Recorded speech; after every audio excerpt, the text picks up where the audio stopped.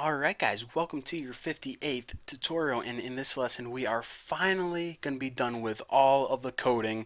We're going to be finishing up Bucky's Instant Messenger.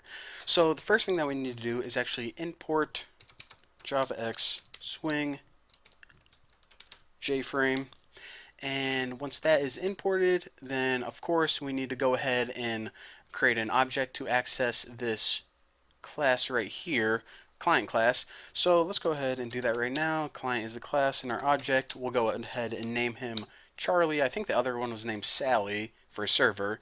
So Charlie can be the client. Now, before I go ahead and actually set this object equal to some value, I want to go ahead and talk to you guys about this constructor right here. Now, what this constructor does is it needs a IP address of the server that you're connecting to. Since eventually what we want to do is we want to store the IP address in this variable called server IP. Well, in order to do that, whenever we create an object, we need to pass in the IP address that gets stored in the variable host that eventually gets stored in the variable server IP. So whenever you make an application like this and you want people that are viewing your website to download and actually run this application, then what you have to do is you have to give them the IP address of your server. However, I know that a lot of people watching my videos, they probably don't have access to like a dedicated server or maybe a virtual private server. So what I'm going to do is I'm going to show you guys how to test this on your computer, no matter what server you have access to. As long as you're running this on a personal computer, which everyone is, or watching this tutorial, then you can just go ahead and code it like this. So go ahead and set your object equal to new client, and just go ahead and instead of the IP address of a server, type in 127.0.0.1. Now, if you guys aren't very familiar with IP addresses or networking, 127.0.0.1 means localhost, and what that means is the computer that I'm at right now. So what this basically does is say, okay, the server program is on the same computer that I'm at right now.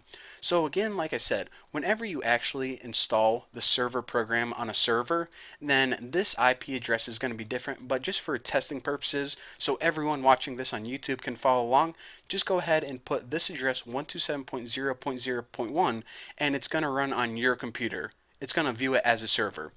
So now what we need to do is set Charlie, give him a set default close operation, and put JFrame. Crap. Come on, caps lock. Exit on close. Just like that.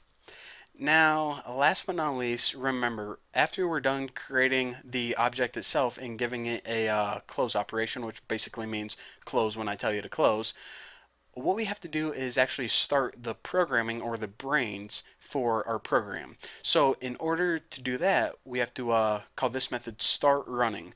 So Charlie, start running, Charlie, start running. And what that does is once the GUI is created and you're connected to the server, then it could say, okay, now I want to start running. I want to be able to connect to another computer. So guys, hopefully you understand what really happens whenever you're actually making this program itself.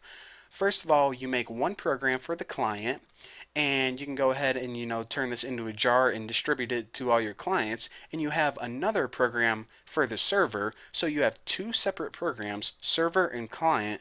One sits on your server and one sits on everyone else's computer, the client, and when both of their programs are running, then they are able to connect to each other through streams and sockets and actually have an instant message chatting session with each other.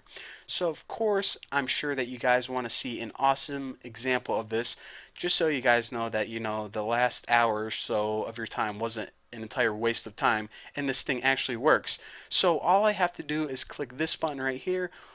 But you know what, guys, I'm actually going to wait until the next video, because not because I mean, but I want to talk you guys through a lot of different aspects of which part does which and why this does that, and Guys, in the next tutorial, what we're going to be doing is testing out the greatest instant messaging program ever created, Bucky Instant Messenger. So I'll see you then.